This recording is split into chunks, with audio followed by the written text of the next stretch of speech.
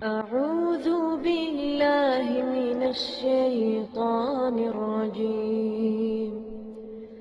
بسم الله الرحمن الرحيم.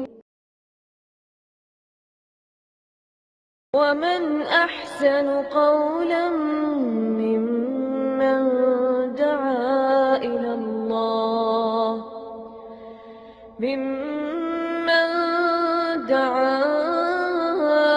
الله وعمل صالحا وقال إنني من المسلمين.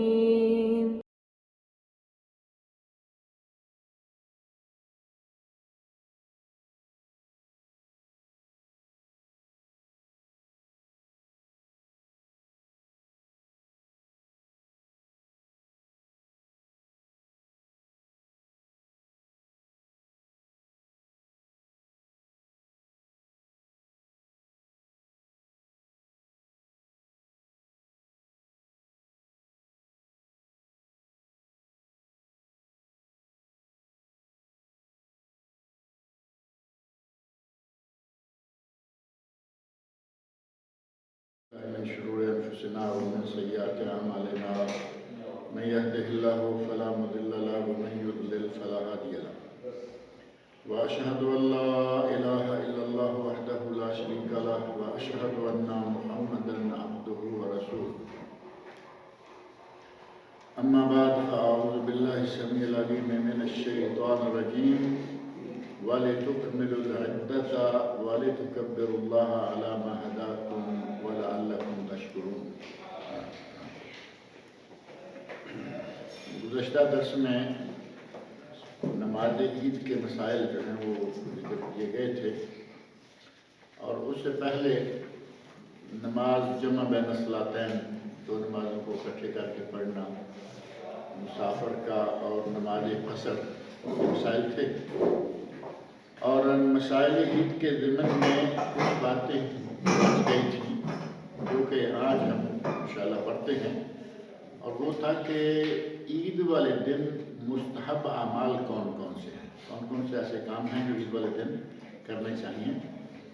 ان میں سے پہلی چیز یہ ہے کہ عید والے دن لباس صاف ستھرا ہونا چاہیے. نیا ہونا شرط نہیں، لیکن صاف ستھرا ہو. جو ڈیلی کے استعمال والا لباس ہے اس سے تھوڑا مختلف ہو. اب ڈیلی ہم کوئی بھی لباس استعمال کرتے ہیں، عید چونکہ سال کے بعد ایک مرتبہ آتی ہے، اس میں تھوڑا سا اچھا لباس استعمال کرنا چاہیے. حضرت عبداللہ بن عمر رضی اللہ عنہما، صحیح بخاری اور صحیح مسلم میں حدیث ہے کہ حضرت عمر فاروق کے فرزند ارجمند، بڑے مشہور و معروف انسان، بڑے پارسا، بڑے پاک باز، صحابہ میں سے بھی نیک انسان، وہ کہتے ہیں کہ بازار میں ایک ریشمی جبہ بکنے کے لیے آیا. جیسے کپڑا آج کل بھی میرا خیال ہے ہمارے دیہات میں لوگ آ کے کپڑا بیچ کے جاتے ہیں گلی میں، گھر گھر میں، تو اس وقت بھی کچھ ایسا ہی تھا. بازار میں جبہ بکنے کے لیے آیا، وہ ریشمی تھا. حضرت عبداللہ بن عمر جنہ کہتے ہیں کہ میں وہ جبہ لے کے نبی صلی اللہ علیہ وسلم کی خدمت میں آ گیا کہ یا رسول اللہ یہ خرید لیجئے، آپ خرید لیجئے اور اس کو عید وغیرہ پہ پہن لیا کیجئے. یا پھر جب کبھی آپ کے پاس کوئی وفد آتا ہے، ڈیلیگیشن باہر سے آتے ہیں، مختلف بادشاہوں کے نمائندے آتے ہیں، یا مسلمانوں کے ادھر ادھر سے لوگ آتے ہیں، اس وقت اس موقع پہ آپ اس لباس کو پہن لیا کریں.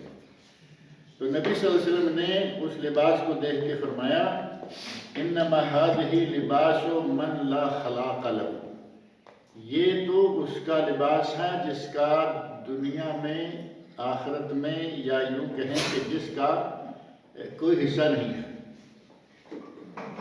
اب یہ بظاہر لگتا ہے کہ شاید نبی صلی اللہ علیہ وسلم نے اس لباس کے بارے میں اس کی وجہ سے کہا، لیکن حقیقت یہ ہے کہ نبی صلی اللہ علیہ وسلم نے اس کا انکار نہیں کیا.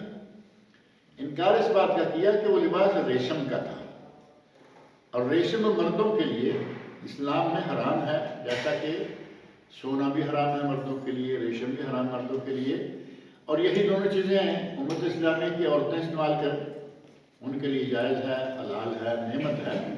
تو نبی صلی اللہ علیہ وسلم نے یہ لباس اس کا قرار دیا جس کا کوئی حصہ نہیں، ایک معنوں میں اسلام میں حصہ نہیں، دوسرے معنوں میں جنت میں کوئی حصہ نہیں، کچھ بھی کہا جا سکتا ہے، من لا خلاق لہ، یہ لباس ان کا ہے جن کا کوئی حصہ نہیں، جیسا کہ آپ نے دوسری حدیث میں فرمایا جو ریشم پہنے گا دنیا میں اسے اللہ آخرت میں جنت میں ریشم نہیں دے گا۔ اب یہ ظاہر ہے کہ اسپیشل مردوں کے لیے، عورتیں تو دنیا میں بھی پہنتی ہیں، اللہ تعالیٰ ان کو آخرت میں بھی دے۔ اس حدیث سے یہ اخذ کیا جاتا ہے کہ حضرت عبداللہ بن عمر رضی اللہ عنہ نے عید کے لیے اور وفد وغیرہ کی آمد کے لیے ایک اچھا لباس رکھنے کی خواہش ظاہر کی، اور آپ نے اس کا انکار نہیں کیا۔ یہ نہیں کہا کہ تم یہ لباس کیوں لائے ہو، ہم ایسا لباس وفد کے آنے پر عید پہ نہیں پہنیں گے، بلکہ اس کے ریشمی ہونے کا انکار کیا۔ تو اچھا لباس پہننا عید کے دن، اور یہ تو ویسے میرا خیال ہے ایسی سنت ہے کہ جس پہ ہمارے لوگ بہت عمل کرتے ہیں۔ یہ ان سنتوں میں سے ہے کہ اور کہیں کسی موقع پہ ہو نہ ہو، عید کے دن نیا سوٹ، نیا جوڑا، نئی ساڑی، نیا لباس، عورتیں مرد سارے جو ہیں اس سنت پہ تو بڑے سختی کے ساتھ پابندی کرتے ہیں۔ عیدگاہ کے لیے اپنے محلے سے، اپنی مسجد سے باہر عید کے لیے عیدگاہ میں نکل کے جانا، یہ نبی اکرم صلی اللہ علیہ وسلم کی سنت ہے۔ جائز ہے کہ مجبوری کے تحت بارش ہے، بادل ہے، خطرہ ہے کہ میدان کے لیے جائیں گے تو بھی جائیں گے، ایسی شکل میں، یا عیدگاہیں اتنی بڑی نہ ہوں کہ ان میں سارے لوگ سما جائیں گے، ایسی شکل میں جامع مسجد جو ہے اس کو بطور عیدگاہ استعمال کرنا، اس کی گنجائش موجود ہے، لیکن اصل یہ ہے کہ عیدگاہ کے لیے جایا جائے۔ چنانچہ صحیح بخاری مسلم میں پہلی حضرت عبداللہ بن عمر والی حدیث جو ہے ریشمی جبے والی، وہ بھی صحیح بخاری مسلم کی ہے، اور یہ بھی صحیح بخاری مسلم کی حدیث ہے۔ نبی صلی اللہ علیہ وسلم عید الفطر اور عید الاضحیٰ دونوں عیدوں کے لیے عیدگاہ کی طرف نکل کے جایا کرتے تھے، یعنی اپنی مسجد جو ہے وہ پاس ہے، اس کی بجائے عیدگاہ کی طرف جاتے، اور وہاں جا کے جو سب سے پہلا کام آپ کرتے وہ یہ ہوتا کہ آپ 2 رکعتیں جماعت کے ساتھ پڑھاتے تھے، جو عید کی 2 رکعتیں ہیں، عید الفطر کی 2 ہیں، عید الاضحیٰ کی 2 ہیں، اور ان میں کتنی تکبیریں ہیں پچھلے درس میں یہ بات تفصیل کے ساتھ آ گئی کہ 12 تکبیریں، 7 پہلی رکعت میں اور 5 دوسری رکعت میں، جو زائد تکبیریں ہیں، ان کو کہا جاتا ہے تکبیرات زوائد۔ تو یہ 12 تکبیروں کے ساتھ نماز پڑھی جاتی ہے۔ نماز پڑھنے کے بعد نبی اکرم صلی اللہ علیہ وسلم لوگوں کے سامنے کھڑے ہو جاتے ہیں۔ عیدگاہ میں ممبر لے جانا ثابت نہیں ہے، یعنی عیدگاہ میں ممبر ہوتا نہیں اور لے جانا ثابت نہیں، کھڑے ہو کے جیسی بھی پوزیشن ہے اسی پوزیشن میں نبی اکرم صلی اللہ علیہ وسلم نے لوگوں کے درمیان کھڑے ہو کر واعظ کیا، نصیحت کی۔ آپ کی عادت مبارکہ تھی کہ لوگوں کو کھڑے ہو کے واعظ کرتے، نصیحت کرتے، اور کوئی حکم ہوتا اسپیشل کہ آج یا آئندہ یا فلاں دن فلاں لوگوں کو یہ کام کرنا ہے، یا کوئی مہم روانہ کرنی ہوتی، اگر یہ طے کیا جاتا کہ ہم نے فلاں علاقے کی طرف جانا ہے تو آپ باقاعدہ اس کا اعلان بھی کر دیا کرتے تھے۔ اسی طرح اگر کوئی اور بات کہنی ہوتی تو عید کے دن چونکہ سارے مسلمان اکٹھے ہوتے ہیں، ان کو یہ آرڈر آپ فرمایا کرتے تھے، اور پھر آپ اس کے بعد یعنی پہلے 2 رکعتیں پڑھی، یہ واعظ و نصیحت کیا، اور اس کے بعد عیدگاہ سے واپس آ گئے۔ عیدگاہ جانے کے لیے اور عیدگاہ سے واپس آنے کے لیے 2 راستے استعمال کرنے چاہیے، جاتے ہوئے اور آتے ہوئے، اور یہ سنت ہے، اور اس کا عموماً خیال نہیں کیا جاتا۔ جیسے پہلی سنت پہ بڑی پابندی کی جاتی ہے نا، نیا سوٹ ہونا چاہیے، نیا لباس ہونا چاہیے، اس کی بالکل پورا نہیں کی جاتی۔ ایک سڑک جا رہی ہے اسی سے واپس آ جاتے ہیں۔ میرا خیال ہے بعض لوگ تو یہ کہتے ہوں گے کہ ڈبل روڈ ہے، جاتے ہوئے اس سے گئے تھے، آتے ہوئے اس سے، یہ صحیح نہیں ہے، یعنی پورا علاقہ کچھ چھوڑ کے بدل کے آنا چاہیے، اور اس راستہ کو بدلنے کی بعض اہل علم نے یہ مصلحت بیان کی ہے، فلسفہ یہ بیان کیا ہے کہ 1000 آدمی مثال کے طور پر 1000 آدمی اس گلی سے گزر گیا اور اسی گلی سے واپس آ گیا تو وہ تھوڑے سے لگیں گے۔ اگر یہ 1000 آدمی یہاں سے جا رہا ہے وہاں سے آ رہا ہے، ایسے لگے گا جیسے سارا شہر مسلمانوں سے بھر گیا، مسلمانوں کی کثرت نظر آئے اور شان و شوکت بنے اسلام کی۔ اس غرض کے تحت نبی اکرم صلی اللہ علیہ وسلم نے فرمایا کہ جاتے ہوئے اور راستے سے جاؤ اور واپسی پہ دوسرا راستہ لے لو۔ صحیح بخاری میں حضرت جابر بن عبداللہ رضی اللہ تعالیٰ عنہ کہتے ہیں کانا النبی صلی اللہ علیہ وسلم اذا کانا یوم عید خالف الطریق، اگر عید کا دن ہوتا تو آپ اپنے راستے کو بدل لیتے، جاتے ہوئے ایک راستے سے گئے ہیں واپسی پہ دوسرے راستے میں۔ اور عید ہی کے دن جو چوتھا ایک کام ہے وہ ہے کہ اگر عید الفطر ہو تو کچھ نہ کچھ کھا کے جانا چاہیے۔ کھجوریں کھا لیں، ہمارے یہاں کھجوریں نہیں ہوتی، ہم حلوہ کھا لیتے ہیں، ویسے بھی مولویوں کی پسندیدہ معروف غذا شمار ہوتا ہے۔ تو عید الفطر میں کچھ کھا کے جائیں اور عید الاضحیٰ اس کے لیے واپس آ کے کھائیں، اور خاص طور پر اپنی قربانی حدیث سے کہتے ہیں کہ عید الفطر کے دن کچھ کھجوریں تناول کر کے ہی نبی اکرم صلی اللہ علیہ وسلم عیدگاہ کی طرف نکلا کرتے تھے۔ یعنی آپ کچھ کھجوریں، اور کھجوریں بھی معروف ہے کہ نبی صلی اللہ علیہ وسلم ایسے نہیں کہ کھجوریں پکڑی اور کھانا شروع ہو گئے اور کھاتے گئے، کھجوریں بھی گنتی کے ساتھ 3 5 7 9 11، یعنی طاق حالت میں جوڑی نہ بنے، سنگل رہے۔ اب 3 5 7 کا جیسے وطر ہے تو نبی اکرم صلی اللہ علیہ وسلم کی یہ عادت مبارکہ تھی کہ آپ طاق تعداد میں، طاق عدد میں کھجوریں کھا کے عید کے لیے نکلا کرتے تھے۔ اور یہ ہے عید الفطر کا۔ اور کھا کے نکلنے میں جو واضح مصلحت نظر آتی ہے وہ یہ کہ پچھلا پورا مہینہ رمضان کا آپ اس وقت روزے سے ہوتے تھے، 8 بجے 9 بجے روزہ ہوتا تھا، 7 بجے یہ بھی 7 8 بجے بھی ہمارے پاکستان انڈیا کا ٹائم ہے، یہاں تو آپ کو معلوم ہے نا سورج نکلا 6 بجے جماعت کھڑی ہو گئی، عید ہو گئی اور یہ جا رہے ہیں وہ جا رہے ہیں۔ سنت کے مطابق یہاں یہ بھی ایک عمل ہے جو ہمارے یہاں اس میں کافی سستی کی جاتی ہے۔ سورج نکلنے کے بعد جو اشراق کا وقت ہے وہی عید کا وقت ہے، چاہیے کہ اسی وقت ہم بھی اپنی عید کی نماز جو ہے اس کو ادا کیا کریں۔ نبی اکرم صلی اللہ علیہ وسلم عید الاضحیٰ کے لیے نکلتے تو کچھ کھائے بغیر جاتے، کیونکہ پہلے بھی کھا رہے ہیں، پچھلے دنوں سے کھاتے ہی آ رہے ہیں۔ اب ان دونوں عیدوں میں فرق کیا ہو گیا؟ ایک سے پہلے 1 مہینہ آپ منہ بند رکھے ہوئے تھے، آج عید ہے کھا کے جائیے مزے کے ساتھ، پانی پیجیے، کافی پیجیے، چائے پیجیے اور کھجوریں کھائیے، حلوہ کھائیے، سیویاں کھائیے، کچھ کھا کے جائیے۔ اور اس عید کا نام پتہ نہیں کہاں کہاں یہ نام ہوگا، کہاں نہیں بھی ہوگا، میٹھی عید ہے کہیں یا میٹھی عید عید الفطر کو کہتے ہیں۔ جیسے قربانیوں کی وجہ سے بڑی عید کو یا عید الاضحیٰ کو عید قربان کہتے ہیں نا، ہمارے علاقوں میں میٹھی عید کہتے ہیں چھوٹی عید کو، عید الفطر یا چھوٹی عید یا میٹھی عید۔ اور میٹھی تو ظاہر ہوگی کہ جب سیویاں اور یہ چیزیں میٹھی میٹھی حلوے وغیرہ کھائے جائیں گے، اور یہ سنت سے ثابت ہے۔ اب بعض کام ایسے ہیں کہ سنت کہہ کے عمل کریے، لوگ کہیں گے جی یہ مولوی ہیں اور یہ حلوے کے شوقین ہیں۔ بھائی سنت رسول ہے کچھ کھانا، اور کھانا بھی میٹھا۔ اب یہ نہیں کہا گیا کہ عید الفطر کے دن نبی صلی اللہ علیہ وسلم کچھ سالن وغیرہ کھا کے جاتے تھے، کھجوریں، اور وہ میٹھی ہیں۔ تو میٹھا کھاتے سارے ہیں، لیکن یہ بدنام کر دیا مولویوں کو۔ ابھی آپ کوئی پارٹی دیکھ لیں، کوئی دعوت دیکھ لیں، ہر دعوت میں تقریباً ہر حال میں میٹھا ہوگا۔ سویٹ ڈش آخر میں جو ہے وہ سب دعوتوں میں موجود رہتی ہے، لیکن مسئلہ صرف یہ ہے کہ دوسرے لوگ کھا رہے ہوں تو کوئی چرچا نہیں، جیسے مولوی کے آدمی میٹھا دے کے کہا یہ تو ہیں حلوہ خور لوگ، یہ ہیں فلاں اور یہ ایسے ہے۔ تو نبی اکرم صلی اللہ علیہ وسلم عید الفطر کے دن کھجوریں کھا کے عیدگاہ کے لیے نکلا کرتے تھے۔ جبکہ عید الاضحیٰ کے دن آپ کچھ کھا کے نہیں جاتے تھے بلکہ آ کے کھاتے تھے۔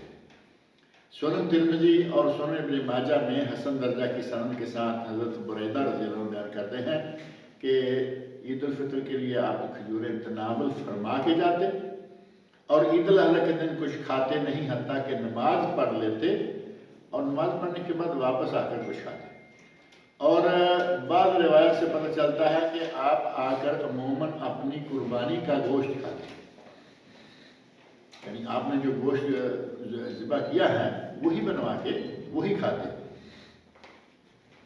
کچھ لوگ آپ کے علم میں ہوگا کہ یہ جو نبی صلی اللہ علیہ وسلم کی سنت ہے کہ عید الاضحیٰ کے دن کچھ کھا کے نہ جائیں، واپس آئیں اور اپنی قربانی کا گوشت کھائیں۔ اب یہ ایسا بھی نہیں ہے کہ اس دوران کوئی چیز، پانی کا گھونٹ، چائے کا گھونٹ، کافی گھونٹ، کوئی چیز، ایسا کچھ نہیں۔ کھانا مراد ہے، کھانا آ کے کھاتے اور اس تھوڑی دیر کے لیے اپنے آپ کو کھانے سے روکنے کا نام ہمارے کچھ لوگوں نے روزہ رکھا ہوا ہے۔ کہتے ہیں جی عید الاضحیٰ کے دن روزہ ہے، کب تک؟ قربانی کا گوشت ہو جانے تک۔ اب یہ روزہ تو نہ ہوا نا کہ صبح رکھا اور 8 بجے چلو لے لیتے ہیں، 9 بجے لے لو، قربانیاں تیار ہو گئی۔ صبح سے رکھ کے 9-10 بجے وہ کون سا روزہ ہے جو 10 بجے کھل جاتا ہے؟ تو بیبی روزہ ہو سکتا ہے، کیونکہ بچے روزہ رکھتے ہیں نا، دن میں وہ 10 مرتبہ کھانا کھاتے ہیں لیکن ان کا روزہ ہوتا ہے، کہتے ہیں بڑا روزہ ہے۔ تو یہ تو بچگانہ بات ہے بالکل ہی، اور یہ ہمارے عوام میں معروف ہے، کہیں گے جی روزہ عید الاضحیٰ کا جب تک آپ کچھ کھاتے نہیں ہیں اس وقت تک روزہ۔ ایسا نہیں ہے، روزہ جو ہے وہ صرف وہ ہوگا جو سورج غروب ہونے کے ساتھ افطار کیا جائے، اس سے پہلے جو افطار ہو جائے وہ روزہ کیا ہوگا۔ اور عیدین میں عید الفطر اور عید الاضحیٰ، ان دونوں عیدوں پر تکبیریں کہنا، بکثرت تکبیریں کہنا، یہ نبی اکرم صلی اللہ علیہ وسلم کی سنت ہے۔ سورۃ البقرہ کی آیت نمبر 185 میں نے شروع میں پڑھی تھی، وَلِتُكْمِلُوا الْعِدَّةَ وَلِتُكَبِّرُوا اللَّهَ عَلَىٰ مَا هَدَاكُمْ وَلَعَلَّكُمْ تَشْكُرُونَ، اور تاکہ تم عدت یعنی تعداد پوری کرو، رمضان کے روزے جو ہیں ان کی گنتی پوری کرو، وَلِتُكَبِّرُوا اللَّهَ عَلَىٰ مَا هَدَاكُمْ، اور اللہ نے تمہیں جس طرح ہدایت دی ہے اپنے نبی کے ذریعے اس کے مطابق تم تکبیریں کہو، وَلَعَلَّكُمْ تَشْكُرُونَ، تاکہ تم شکر کرو۔ اس آیت میں سورۃ بقرہ کی آیت 185 میں عید الفطر کے دن تکبیریں کہنے کا یہ حکم دیا جا رہا ہے، جبکہ سورۃ البقرہ کی ہی آیت نمبر 203 میں تھوڑا آگے جا کر وَاذْكُرُوا اللَّهَ فِي أَيَّامٍ مَّعْدُودَاتٍ، گنتی کے دنوں میں اللہ کا ذکر کرو۔ وَاذْكُرُوا اللَّهَ فی ایام معدودات، گنتی کے دنوں میں تم اللہ کا ذکر کرو۔ اور یہ گنتی کے دن کون سے ہیں؟ گنتی کے دن جو حج کے یوم عرفہ ہے، ترویہ، حج، یوم النحر اور ایام تشریق، یہ سارے گنتی کے دن ہیں۔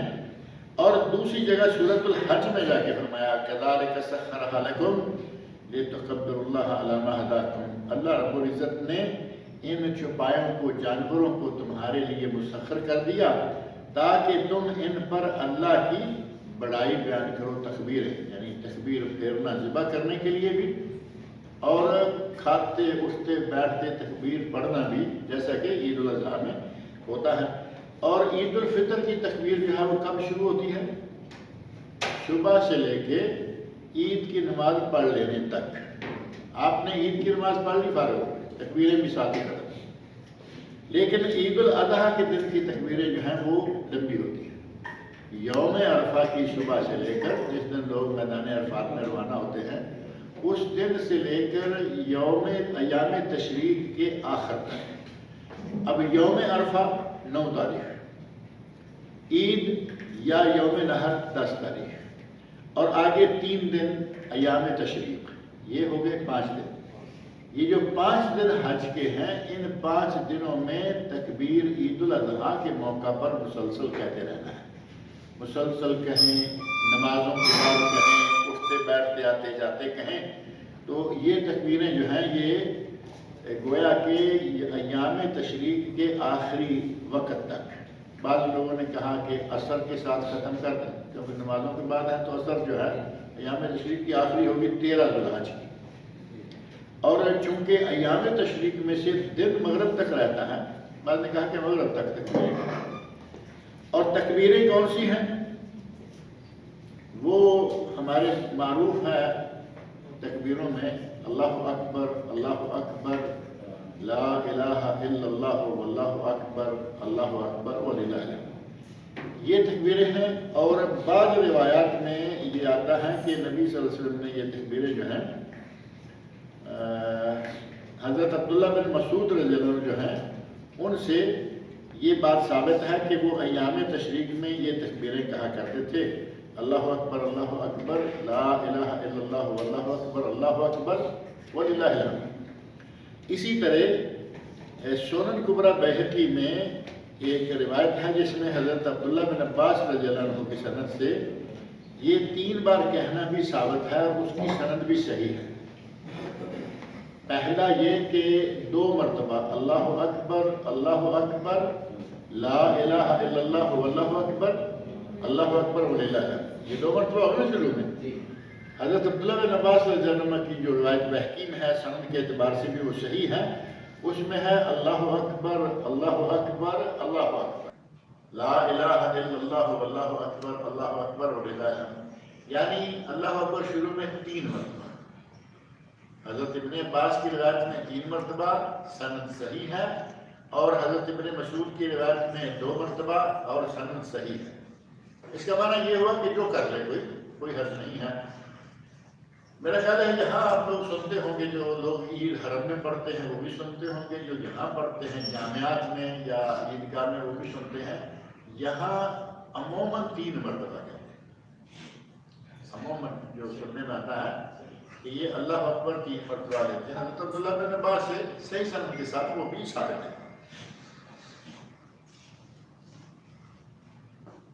امام زہری رحمہ اللہ کی ایک مرسل روایت ہے کہ نبی اکرم صلی اللہ علیہ وسلم عید الفطر کے لیے نکلتے تو تکبیر کہتے، نکلنے سے کہنا شروع کرتے، عید کا پہنچ جاتے، نماز سے فارغ ہو جاتے، یعنی نماز کے دوران بھی تکبیریں ہیں، آپ یہ بات سنتے ہوں گے، جو اللہ اکبر 7 اور 5 ہیں وہ بھی تکبیریں ہیں، خطبے کے دوران بھی، شروع میں بھی، آخر میں بھی علماء جو ہے وہ تکبیریں کہتے ہیں، وہ بھی تکبیریں ہیں، خطبے کے دوران بھی، شروع میں بھی، آخر میں بھی علماء جو ہے وہ تکبیریں کہتے ہیں۔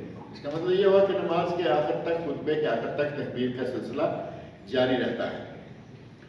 اور سنن کبریٰ بیہقی میں حضرت ابن عمر رضی اللہ عنہما کی روایت ہے کہ نبی صلی اللہ علیہ وسلم عیدین میں اپنے ساتھ فضل بن عباس چچا ہیں اور فضل ان کے بیٹے ہیں۔ فضل بن عباس کے بارے میں ایک حدیث اور بھی بڑی مشہور ہے، حج کے موقع پر وہ نبی صلی اللہ علیہ وسلم کے ساتھ تھے اور پیچھے بیٹھے ہوئے تھے آپ، اور نوجوان تھے، اور کوئی خاتون مسئلہ پوچھنے آئیں تو یہ بار بار ادھر دیکھ رہے ہیں، نبی صلی اللہ علیہ وسلم کا سر گھما کے ادھر کرتے ہیں، وہ پھر ادھر دیکھتے ہیں۔ یہ حدیث فضل بن عباس رضی اللہ عنہ نوجوان کے عالم میں کچھ ایسا ہے، تو آپ ان کے بھائی ہیں عبداللہ بن عباس۔ حضرت عبداللہ بن عباس رضی اللہ عنہ یہ ہیں حبر الامہ، جن کو کہا جاتا ہے، امت کے بہت بڑے عالم ہیں۔ ان کے لیے نبی صلی اللہ علیہ وسلم نے دعا کی تھی، اللہم علمہ الکتاب وفقہہ فی الدین، اے اللہ اس عبداللہ کو اپنی کتاب قرآن کریم کا علم عطا فرما اور اس کو دین کی سمجھ عطا فرما۔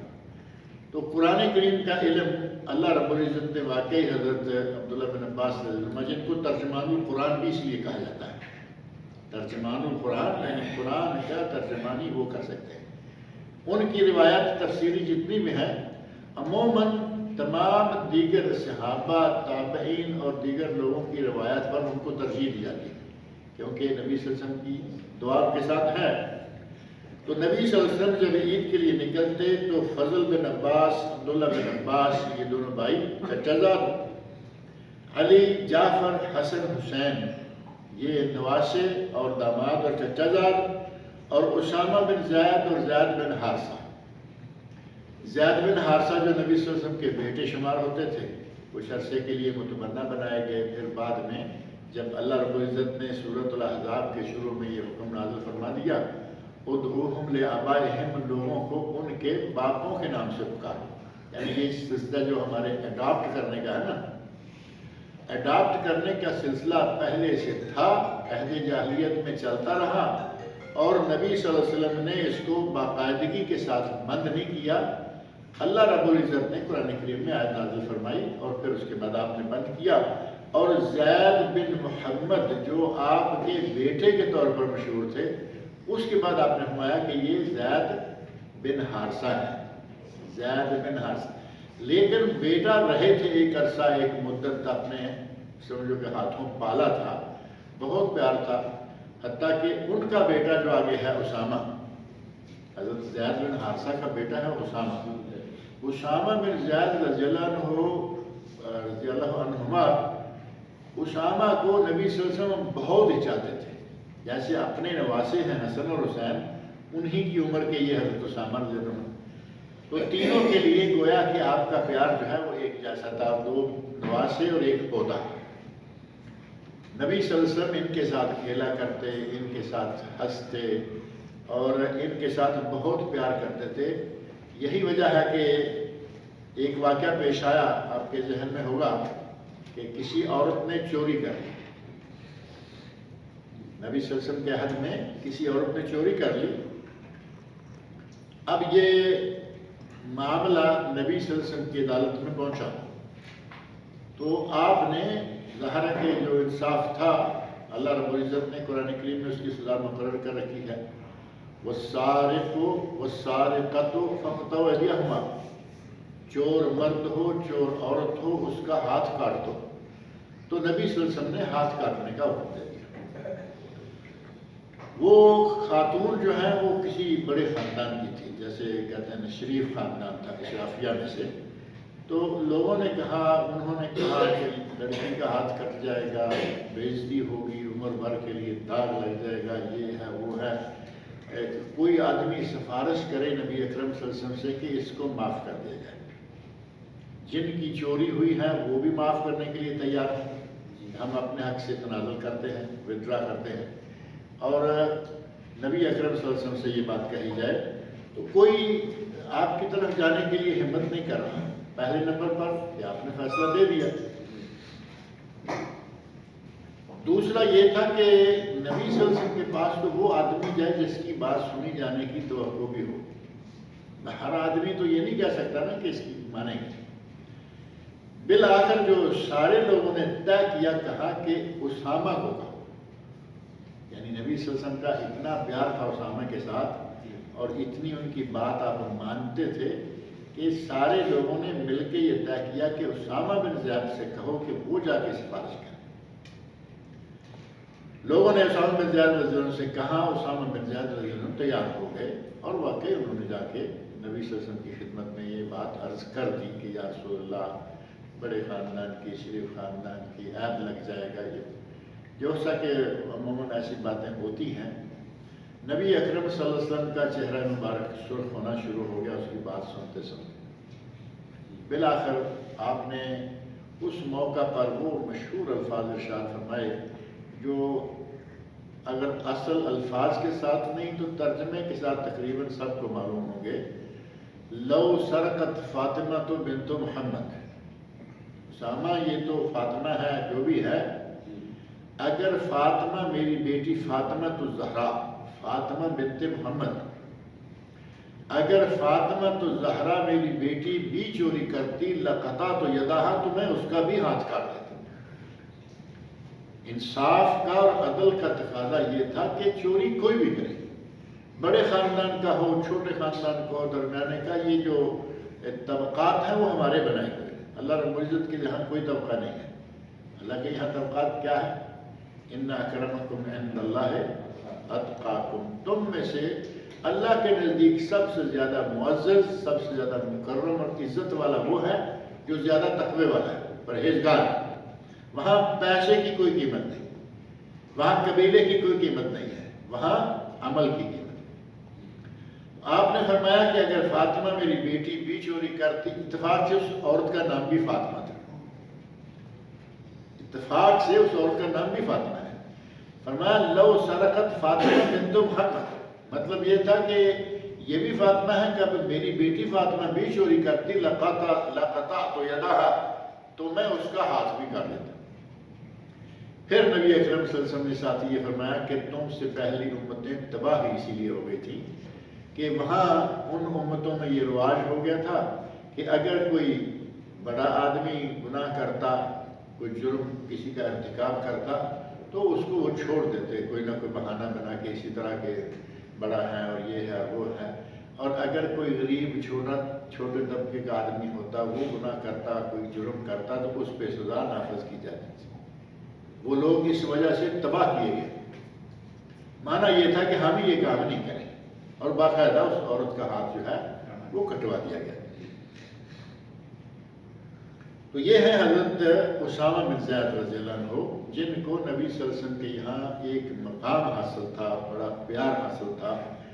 نبی صلی اللہ علیہ وسلم اپنے دو چچا زاد بھائی فضل بن عباس، عبداللہ بن عباس، اپنے چچا زاد بھائی علی بن ابی طالب اور جعفر اور حسن اور حسین نواسے اور اسامہ بن زید پوتے ایک اعتبار سے، اور زید بن حارثہ ایک اعتبار سے بیٹے، ان سب کو، اور ایمن بن ام ایمن. ام ایمن یہ خاتون کون ہے؟ نبی صلی اللہ علیہ وسلم کی خادنہ، نبی اکرم صلی اللہ علیہ وسلم کی کیئر ٹیکر کہہ لیں. آپ کی والدہ کے بعد جو سب سے زیادہ آپ نے گود میں کھلایا، پالا پوسا، تربیت کی، وہ ام ایمن ہے رضی اللہ عنہ. یہ آپ کی کنیز تھی، لیکن آپ نے کنیز والی کوئی بات نہیں رکھی. آپ کہا کرتے تھے امی بعد امی، میری اپنی ماں آمنہ کے بعد میری ماں یہ ہے، یعنی ماں کا درجہ آپ ان کو دیا. بہت عزت اور بہت احترام کیا کرتے تھے. وہ ام ایمن کی کنیت سے مشہور تھیں، تو ایمن ان کا بیٹا تھا. اب اسامہ زید کا بیٹا اور زید بن حارثہ باپ بیٹے کو لے لیا، حسن حسین دونوں کو لے لیا، علی اور جعفر کو دونوں کو لے لیا، عبداللہ اور فضل دونوں کو لے لیا، اور ساتھ ہی اپنی اس امی بعد امی کے بیٹے احمد کو بھی لے لیا. اور آپ عموماً ان کو ساتھ لے کر عیدگاہ کی طرف جایا کرتے تھے. بس یوں سمجھیں کہ اپنے جو قرابت دار ہیں، قریبی لوگ ہیں، ان میں سے جو نوجوان ہیں، اب یہ سارے نوجوان ہیں جن کو ساتھ لیا، ان کو ساتھ لے کے آپ عیدگاہ کی طرف جایا کرتے تھے. اور جاتے ہوئے نکلتے ہوئے اپنے ساتھ لے کے نکلتے تو اونچی آواز سے تکبیریں اور تحلیل، یعنی اللہ اکبر اللہ اکبر اور لا الہ الا اللہ. تحلیل ہے لا الہ الا اللہ، آپ تکبیریں بھی کہتے جاتے، لا الہ الا اللہ بھی پڑھتے جاتے، اور تکبیر کے اندر ہی لا الہ الا اللہ بھی موجود ہے. اللہ اکبر لا الہ الا اللہ واللہ اکبر. اور ایک الگ تھلگ سے بھی اگر لا الہ الا اللہ لا الہ الا اللہ لا الہ الا اللہ، تو یہ بھی ایک مستقل ذکر ہے. اور اس حدیث میں ہے کہ نبی صلی اللہ علیہ وسلم لوہاروں کے محلے سے نکل کے جاتے ہیں. لوہاروں سے لوہے کا کام کرتے ہیں. حداد، یہاں حداد کا لفظ جو ہے وہ معروف ہے. نبی اکرم صلی اللہ علیہ وسلم جب نکلتے تو لوہاروں کا محلہ، یعنی اب دیکھیں آپ کا راستہ بدلنے کا انداز یہ نہیں ہے کہ ایسے گئے اور ایسے ہی واپس آ گئے. یہ ایک جہاں کہیں لوہاروں کی دکانیں تھیں، لوہے بنانے کی، لوہے کا کام کرنے والوں کی، وہاں جو تلواریں بناتے تھے وہ بھی وہی ہیں. ان کے محلے سے آپ نکل کے عیدگاہ جاتے ہیں. اور واپسی کے لیے فرمایا جفت سازوں، یعنی کوئی دوسرا راستہ تھا جہاں جوتے بنانے والے، جوتے گانٹھنے والے جو ہیں، ان کی دکانیں تھیں. یعنی آپ کی حیات طیبہ میں لگتا ہے کہ مدینہ میں کچھ بازار کی شکل ایک بن گئی تھی، یعنی یہ آئرن بازار اور یہ شوز مارکیٹ. آپ جاتے تو آئرن بازار سے اور آتے تو شوز مارکیٹ سے. اتنا راستہ جو ہے آپ بدل کے آیا کرتے تھے. اور عید الاضحیٰ کی تکبیریں جیسا کہ میں نے پہلے ذکر کیا ہے، 9 ذوالحج کی صبح سے لے کر ایام تشریق کے آخری دن، یعنی 13 ذوالحج کی عصر تک یا مغرب تک. علامہ البانی رحمۃ اللہ علیہ، ان کی کتاب ہے ارواء الغلیل، اس میں حضرت علی رضی اللہ عنہ سے مروی ایک صحیح سند سے ثابت حدیث میں کہتے ہیں کہ یوم عرفہ کی فجر سے لے کے، یعنی یوم عرفہ جس دن 9 ذوالحج ہے، اس کی فجر سے لے کے ایام تشریق کے آخری دن تک 13 ذوالحج تک یہ تکبیروں کا سلسلہ جاری رہنا چاہیے۔ تو یہ مسائل تھے جن کا تعلق عید الفطر اور عید الاضحیٰ دونوں عیدوں سے ہیں، جن کو مجموعی طور پر عیدین کہا جاتا ہے۔ اب نمازوں میں سے ہی ایک نماز ہے صلاۃ الخوف۔ صلاۃ الخوف نماز کے نام سے سمجھ آ جاتی ہے کہ یہ نماز کیسی ہوگی۔ خوف تو مشہور ہے یا نہیں؟ ڈر، خطرہ۔ صلاۃ الخوف جو ہے وہ جنگ کے زمانے میں پڑھی جاتی ہے۔ جنگ کے زمانے میں فوجی محاذ پر ہیں، آگے دشمن موجود ہے، اور دشمن کس وقت حملہ کر دے گا کوئی نہیں جانتا، کیونکہ دشمن کی پلاننگ ہے، کس وقت تک خاموش رہتا ہے، رکا رہتا ہے، کب وہ حملہ کر دیتا ہے کوئی نہیں جانتا۔ تو ایسے میں نماز پڑھنے کا انداز کیا ہوگا کہ دشمنوں کا سامنا بھی رہے اور ساتھ ہی نماز بھی ادا ہو جائے۔ اب دو کام ایک وقت میں کرتے ہیں۔ اس کے لیے نبی صلی اللہ علیہ وسلم نے مختلف طریقے اختیار کیے، جن میں سے 5 طریقے جو ہیں وہ یہاں ذکر کیے گئے ہیں۔ اور ان طریقوں کے ذکر میں جانے سے پہلے آپ یہ بات ذہن میں رکھیے کہ نماز کی اہمیت کتنی ہے۔ نماز کی اہمیت کتنی ہے کہ آپ میدان جنگ میں ہیں، فوجی پورے اسلحہ سے لیس۔ اس وقت جو اسلحہ تھا وہ تیر تھا، تلوار تھی، ڈھال تھی، سارا لوہا ہی لوہا ہے۔ یہ سارا کچھ بھی اپنے ساتھ لادا ہوا ہے اور میدان میں دشمن کے سامنے کھڑے ہیں۔ یہ نہیں کہا گیا کہ جب جنگ ختم ہوگی تو پھر نمازیں اکٹھی کر لیں گے 2-4 دنوں کی، ایسا نہیں۔ یہ نہیں کہا گیا کہ ایک دن کی نمازیں ہی چلو 5 اکٹھی پڑھ لیں گے۔ ہر نماز کو اس کے وقت پر ادا کرنے کا حکم۔ جمع کی گنجائش سفر میں ہے، میدان جنگ میں گئے ہیں، دور گئے ہیں، سفر ہے، یہ بھی سفر ہے، لیکن نبی صلی اللہ علیہ وسلم نے اپنے ساتھ جنگوں میں صحابہ اکرام کو نمازیں ان کے اوقات میں پڑھائیں۔ ظہر کے وقت، عصر کے وقت، مغرب کے وقت، عشاء کے وقت، فجر کے وقت، لیکن ہر نماز کی ادائیگی کا انداز وہ الگ الگ ہے۔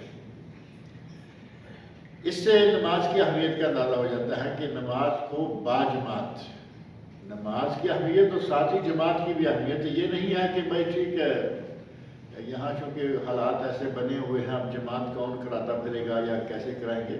باقاعدہ جنگ کے میدان میں بھی نبی اکرم صلی اللہ علیہ وسلم جماعت کھڑی کروا کے باجماعت نمازیں ادا کیا کرتے تھے۔ اور اگر کبھی ایسا ہو کہ بہت ہی زور شور سے جنگ جاری ہے، جس کو کہتے ہیں نا کہ زور کا رنگ پڑا ہوا تھا، گتھم گتھا لڑائی چل رہی ہے، آمنے سامنے آ چکے ہیں، اب کہیں اکٹھے ہو کے صف بنانے کی گنجائش نہیں رہی، تو اس وقت اللہ رب العزت نے قرآن کریم میں فرمایا ہے کہ تم اپنی سواریوں پر سوار نماز پڑھ لو تب بھی جائز ہے، اور اگر آپ لوگ چلتے ہوئے بھی نماز پڑھ لو، خود چل رہے ہیں تب بھی نماز پڑھ لو تب بھی جائز ہے۔ یہ باقاعدہ قرآن کریم کے اندر اللہ رب العزت نے حکم دیا ہے۔ یہ قرآن کریم میں الفاظ ہیں فَإِنْ خِفْتُمْ، اگر تمہیں خوف ہو، اتنا خوف زیادہ ہو جائے کہ ہم رک نہیں سکتے، ہم جماعت کے لیے صف نہیں بنا سکتے، فَرِجَالًا، پیدل چلتے ہوئے، اور رکبانًا، یا راکب سوار ہونے کی حالت، سواری کی حالت میں بھی پڑھو اور پیدل چلتے ہوئے بھی پڑھو، لیکن تم نے نماز پڑھنی ہے۔ فَإِذَا أَمِنْتُمْ، اور جس وقت تم پرامن ہو جاؤ تو پھر ظاہر ہے کہ نماز جیسا طریقہ ہے اس کے مطابق نماز کو ادا کرنا ہوگا۔ تو جو طریقے نبی اکرم صلی اللہ علیہ وسلم نے مختلف اختیار کیے وہ اسی احتیاط کے پہلو کے تحت تھے کہ دشمنوں کا مقابلہ بھی باقاعدہ رہے، دشمن کو پتہ رہے کہ یہ تو سامنے کھڑے ہیں، کچھ نماز پڑھ رہے ہیں، کچھ سامنے کھڑے ہیں، تو یہ نہ ہو کہ اچانک وہ حملہ کرے، یہ سجدہ میں گئے ہوئے ہو اب ظاہر ہے کہ ساری فوج سجدہ میں ہوگی اور وہ اچانک حملہ کر دیں گے سامنے سے آ کے، تو کیا سنبھلے گا مسلمان فوج؟ نبی صلی اللہ علیہ وسلم نے ان کی ایسی بہترین تقسیم کی کہ کچھ ہر نماز میں کچھ لوگ دشمن کے سامنے کھڑے ہیں، کچھ نماز پڑھ رہے ہیں، کچھ لوگ سجدے میں ہیں، کچھ لوگ قیام میں ہیں، لیکن جماعت کے ساتھ۔ اور ظاہر ہے کہ یہ تو اسی وقت ہوگا نا جب ہماری جو روزمرہ کی جماعت ہے اس سے انداز تھوڑا مختلف ہوگا۔ اگر یہی انداز ہو تو پھر تو سارے اکٹھے رکوع کریں گے، سارے اکٹھے سجدہ میں جائیں گے، سارے اکٹھے کھڑے ہوں گے۔ ایسا نہیں، نبی اکرم صلی اللہ علیہ وسلم نے انداز جو ہے وہ بدل دیا۔ اس سلسلہ میں قرآن کریم میں اللہ رب العزت نے سورۃ النساء کی آیت نمبر 102 میں ارشاد فرمایا ہے وَإِذَا كُنْتَ فِيهِمْ، اے ہمارے نبی جب آپ ان لوگوں کے مابین ہوں، اذا كنت وَإِذَا كُنْتَ فِيهِمْ، جب آپ ان کے مابین ہوں، فَأَقَمْتَ لَهُمُ الصَّلَاةَ، اور ان کی نماز پڑھائیں، یعنی اقامت کر کے ان کی نماز پڑھائیں، فَلْتَقُمْ طَائِفَةٌ مِّنْهُمْ مَعَكَ، تو فوجیوں کی ایک جماعت آپ کے ساتھ کھڑی ہو جائے۔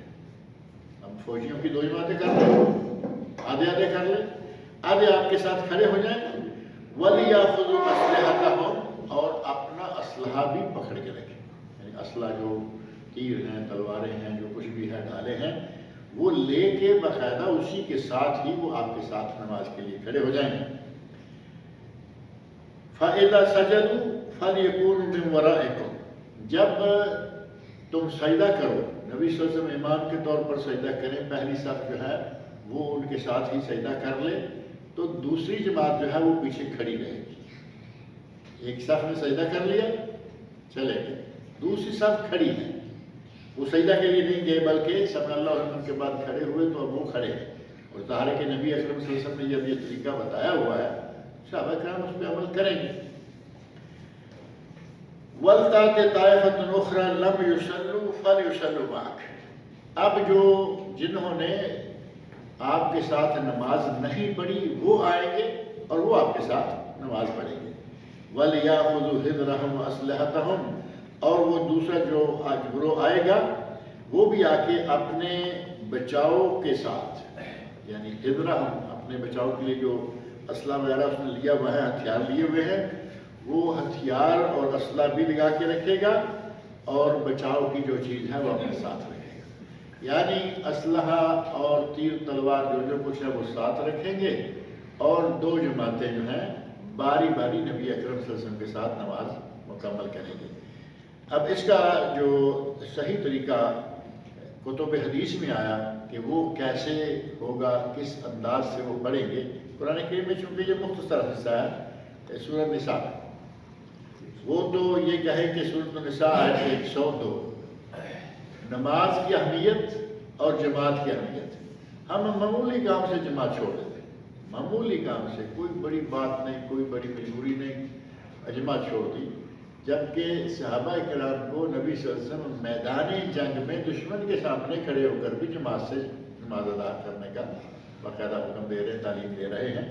تو یہاں 2 چیزیں بطور خاص، نماز چاہے جنگ لگی ہوئی، اسی طرح نماز چاہے آدمی بیمار ہو، نماز چاہے آدمی مسافر ہو، مسافر ہے نماز نہیں چھوڑ سکتا، بیمار ہے نماز نہیں چھوڑ سکتا، جنگ ہے نماز نہیں چھوڑ سکتا، اور مریض کھڑے ہو کے نہیں پڑھ سکتا، بیٹھ کے پڑھے، بیٹھ کے نہیں پڑھ سکتا اعلیٰ جنگ، ایک پہلو پر لیٹ کے پڑھے، لیٹ کے بھی نہیں پڑھ سکتا تو جیسے کہیں وہ پڑا ہوا ہے اشارے کے ساتھ پڑھے، یعنی اب میں رکوع میں ہوں، اب میں سجدہ میں ہوں، محض اپنی آنکھ سے اشارہ اس کے لیے کافی ہے، لیکن نماز پڑھے۔ نماز ترک کرنے کی گنجائش نہیں کہ جب کبھی اب فارغ ہوں گے تو پڑھ لیں گے، جب بیماری ہے تندرست ہو کے پڑھ لیں گے، نہیں، ایک دن میں 5 نمازیں فرض کی گئی ہیں، ان کو ہر حال میں ادا کرنا۔ حتیٰ کہ نبی اکرم صلی اللہ علیہ وسلم فرماتے ہیں کہ اگر تمہیں غرق ہونے کا خطرہ نہ ہو تو کھڑے ہو، لانچ ہے، کشتی ہے، تو فرمایا صلی قائما، کھڑے ہو کے نماز پڑھو، اور اگر تمہیں یہ خطرہ ہو کہ تم گر کے غرق ہو جاؤ گے، یعنی جگہ تھوڑی ہے، بعض دفعہ ایسا نا کہ لانچیں وغیرہ سائڈیں چھوٹی ہوتی ہیں، اگر کوئی پانی میں دھکا آیا تو پانی میں گر گیا مر جائے گا تو وہ آدمی بیٹھ کے پڑھے. اب وہ ایک عذر ہے. اسی طرح بیمار ہے بیٹھ کے پڑھ لے ایک عذر ہے. بلا عذر بیٹھ کے فرض پڑھے وہ نماز نہیں ہوگی.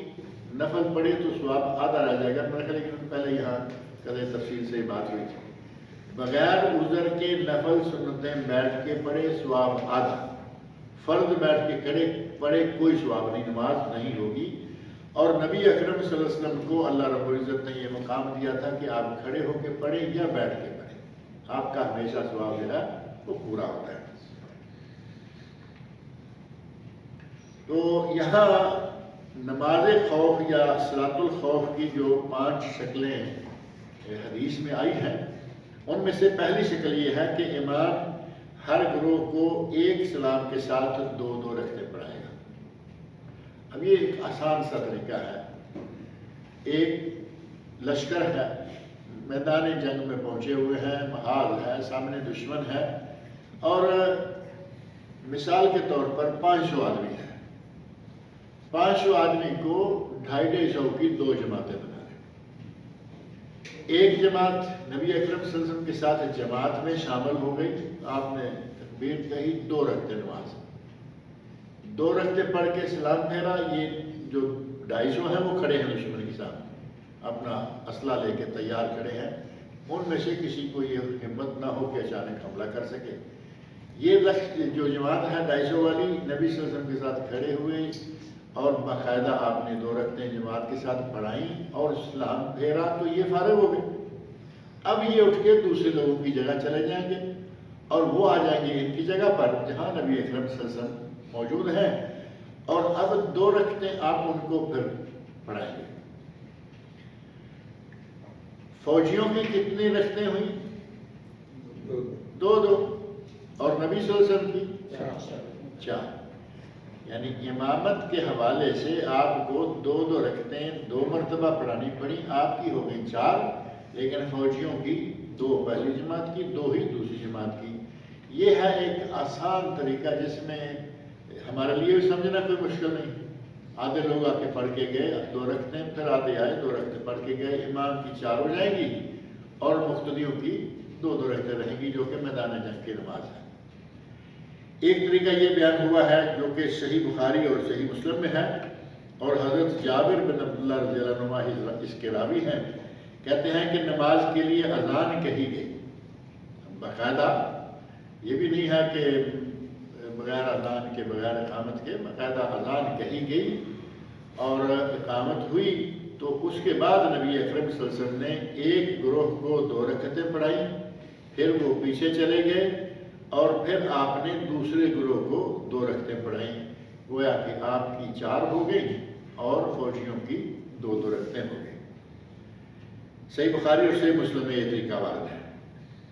اور دوسرا طریقہ جو ہے وہ قدر تفصیلی ہے, اور وہ بھی صحیح مسلم میں, جو کہ بخاری شریف کے بعد دوسرے درجے کی کتاب ہے. پہلا درجہ قرآن کریم کے بعد بخاری شریف کا, اور پھر دوسرا صحیح مسلم کا. صحیح مسلم میں یہ دوسرا طریقہ بھی وارد ہوا ہے. حضرت جابر بن عبداللہ رضی اللہ عنہ بیان کرتے ہیں, کہتے ہیں کہ میں رسول اللہ صلی اللہ علیہ وسلم کے ساتھ نماز خوف میں حاضر تھا, یعنی صلاۃ الخوف پڑھنے کا موقع تھا اور میں نبی صلی اللہ علیہ وسلم کے ساتھ تھا. ہم نے 2 صفیں بنائی. اب یہ سارے اکٹھے کھڑے ہو گئے. پہلے طریقہ میں آدھے کھڑے تھے نماز میں, آدھے کھڑے تھے دشمن کے سامنے. یہاں کہتے ہیں کہ ہم سب نے 2 صفیں بنا لی. ایک صف رسول اللہ صلی اللہ علیہ وسلم کے پیچھے تھی ساتھ, اور دشمن ہمارے اور قبلہ کے درمیان تھا. ہمارے اور قبلہ کے درمیان کا معنی کیا؟ جدھر ہمارا منہ تھا ادھر ہی دشمنی تھا. جب دشمن قبلے کی روح ہوگا تو یہ آسان بھی ہے, سامنے دشمن نظر آ رہا ہے. یہ نہیں ہے کہ دشمن ادھر ہے, نماز کا کیسے کریں گے, آدھے لوگ ادھر منہ رکھیں گے آدھے ادھر رکھیں گے تاکہ نظر رہے. یہ کہتے ہیں کہ جس وقت یہ نماز ہوئی اس وقت دشمن ہمارے اور قبلہ کے درمیان, یعنی ہمارے سامنے تھا. ہم نے 2 صفیں بنائی. ایک صف نبی صلی اللہ علیہ وسلم کے پیچھے, جبکہ دشمن ہمارے اور قبلے کے درمیان تھا. تو نبی صلی اللہ علیہ وسلم نے تکبیر کہی, یعنی آپ نے نماز شروع کر دی, اور ہم سب نے بھی تکبیر کہی. پھر رکوع کیا, ہم سب نے بھی رکوع کیا. پھر آپ نے رکوع سے سر اٹھایا، ہم سب نے بھی سر اٹھایا، جو کہ نماز کا نارمل طریقہ ہے۔ پھر آپ اور آپ کے ساتھ متصل صف والے سجدے کے لیے جھک گئے۔ یہاں فرق شروع ہونے لگا، رکوع تک سارے اکٹھے ہیں، رکوع کر کے سمع اللہ لمن تک اکٹھے ہیں۔ اب جو نبی صلی اللہ علیہ وسلم کے ساتھ تھے وہ سجدہ چلے گئے اور پیچھے والے کھڑے رہے۔ اب جو سجدہ چلے جائیں گے وہ تو اگر سارے ہی چلے جائیں تو وہی بات کہ دشمن چاہے حملہ کر سکتا ہے۔ کہتے ہیں کہ صف کے ساتھ جو متصل تھے امام کی صف، نبی صلی اللہ علیہ وسلم کے ساتھ پہلی صف، وہ جھک گئے اور پچھلی صف والے دشمن کے سامنے کھڑے رہے۔ اگلی صف والوں نے سجدے کر لیے اور دوسری صف والے جو ہیں وہ دشمن کے سامنے کھڑے رہے۔ جب نبی صلی اللہ علیہ وسلم نے اور آپ کے ساتھ والی صف والوں نے سجدے کر لیے، پہلی صف جو ہے وہ سجدے کر کے فارغ ہوگی تو ظاہر ہے کہ وہ اٹھیں گی، تو پچھلی صف والے سجدے میں چلے گئے۔ پہلوں نے نبی صلی اللہ علیہ وسلم کے ساتھ سجدے کیے، پیچھے والی دوسری جو صف ہے اس نے آپ کے اٹھ جانے کے بعد 2 سجدے کیے، لیکن رکعت پوری کر لی، 2 سجدے مکمل ہو گئے۔ جبکہ پہلی صف والے کھڑے ہو گئے، پہلی صف والے سجدوں سے کھڑے ہو گئے، دوسری صف والے سجدے چلے گئے، انہوں نے سجدے مکمل کر لیے۔ پھر پچھلی صف والے آگے اور پہلی صف والے پیچھے چلے گئے، یعنی مقام بھی ملے، باری بھی ملے، برابری بھی ملے۔ ایک رکعت ان کی پہلی صف میں، ایک ان کی پہلی صف میں، ایک میں وہ سجدہ میں نبی صلی اللہ علیہ وسلم کے ساتھ اور ایک میں یہ سجدہ میں نبی صلی اللہ علیہ وسلم، پوری رکعت جو ہے۔ آگے والے پیچھے چلے گئے، پیچھے والے آگے آگے۔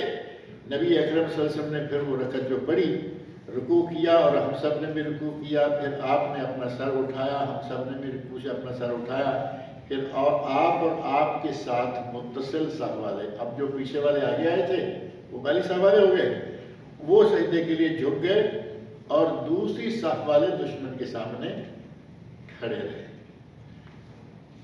پہلی جو رکعت تھی اس میں یہ لوگ جو کھڑے ہیں یہ سجدہ میں تھے نبی صلی اللہ علیہ وسلم، اب دوسرے سجدہ میں ہیں اور یہ کھڑے ہیں کیونکہ یہ پہلی صف میں سجدہ نبی صلی اللہ علیہ وسلم کے ساتھ کر چکے ہیں۔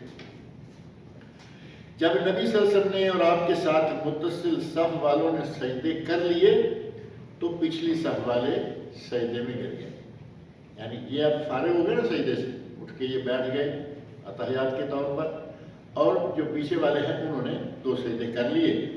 پھر نبی صلی اللہ علیہ وسلم نے سلام پھیرا تو ہم سب نے بھی سلام پھیرا، یعنی اس میں یہ ہے کہ تھوڑا تھوڑا دوسروں کا انتظار بھی ہے۔ اب یہ جب پہلی صف جو ہے وہ سجدے کر کے بیٹھی، انہوں نے 2 سجدے کرنے ہیں، پھر بیٹھنا ہے، پھر اتحیات، درود شریف اور دعائیں وہ ساری پڑھنی ہے، تو اس میں سارے لوگ جو ہیں وہ اکٹھے ہیں۔ سلام پھر سب نے اکٹھے دینا، سلام کے وقت سارے جو ہیں وہ اکٹھے ہو گئے۔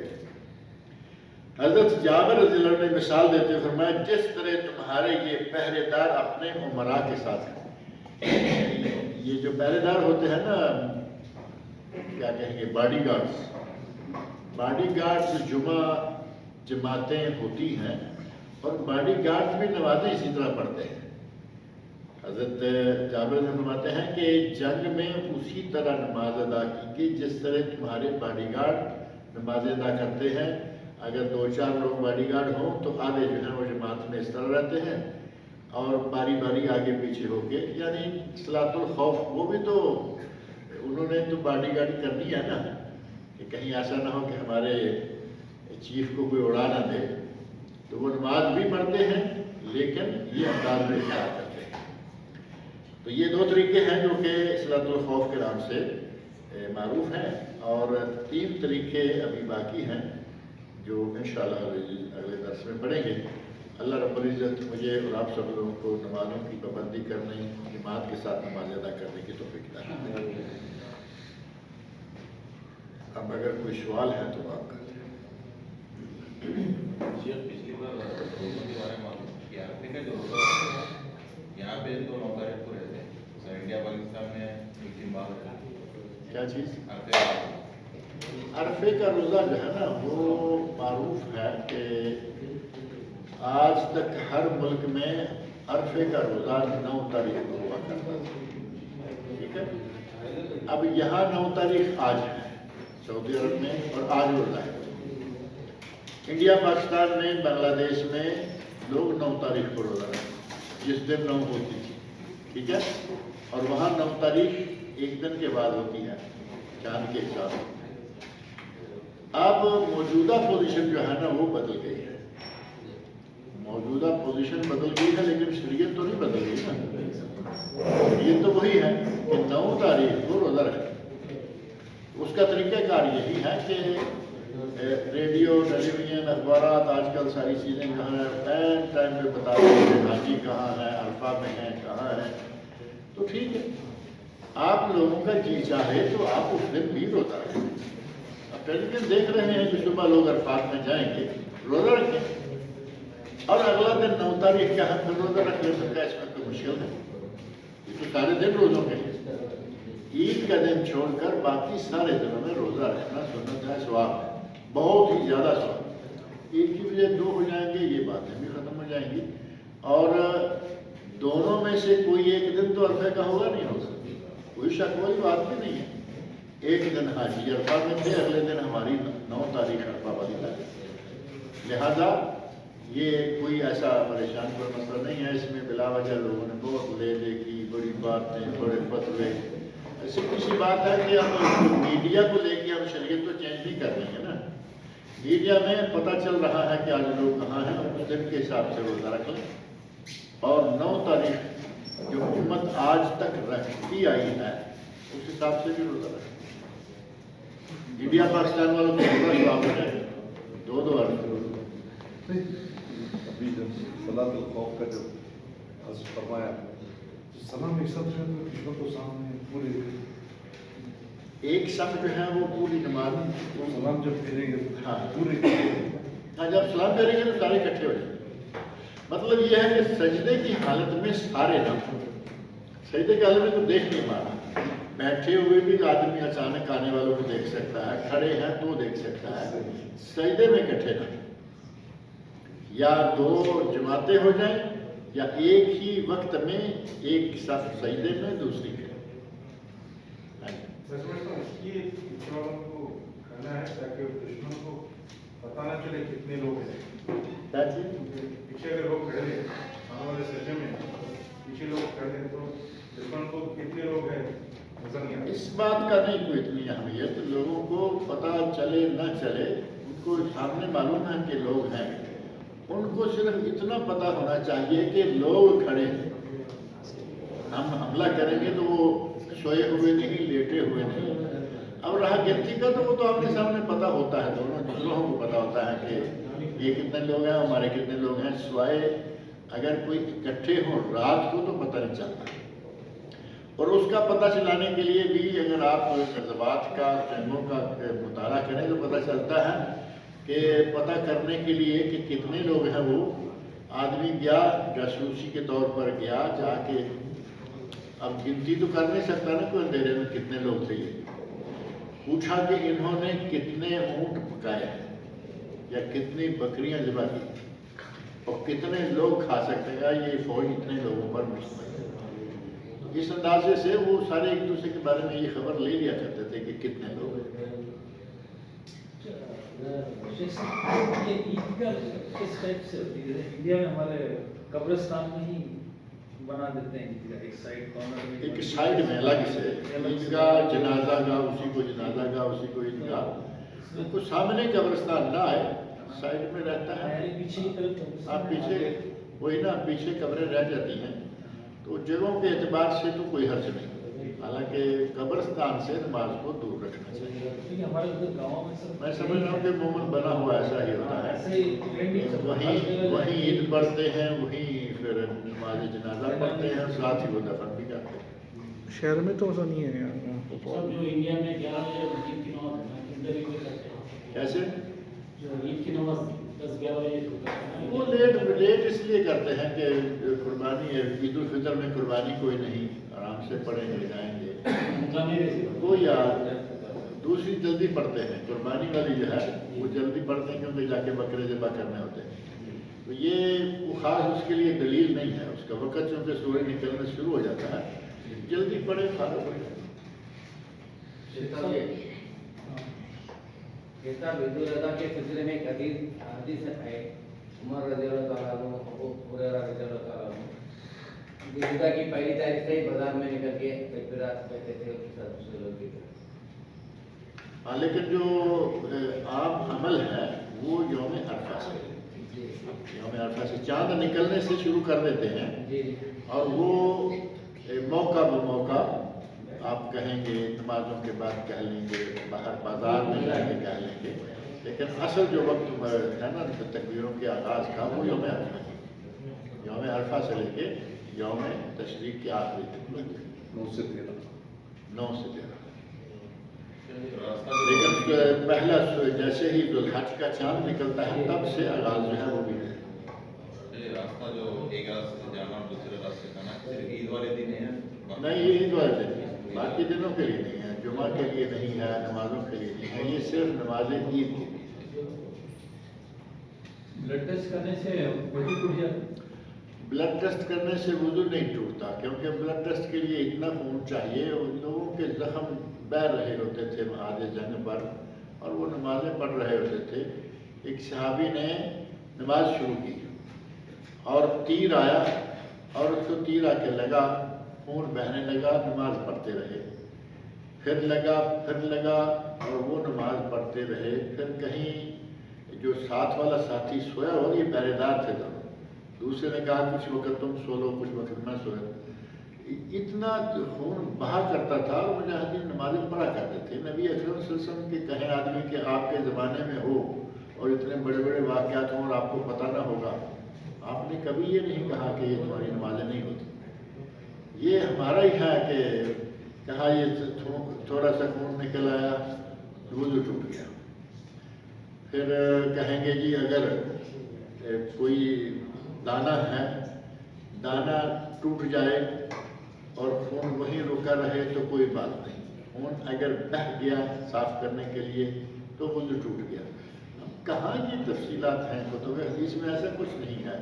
जिसको तीर लगता है, तलवार लगती है, उसका दाना छोटा हो, दाना उससे बड़ा है। तीर तलवार वाले नमाज़ें पढ़ते रहे और ये दाना लेके बैठे हुए। सवारी के दौरान अगर वक्त जैसे जोर असर मिला के पड़ते हैं तो वक्त कैसे जा रहे हैं, सूरज अभी बाकी है, कोई बात नहीं। आपने असर अदा कर ली, सूरज बाकी है तो कोई बात नहीं। मतलब नमाज नहीं पढ़े तो इशारे से नमाज पढ़ना या कैसे?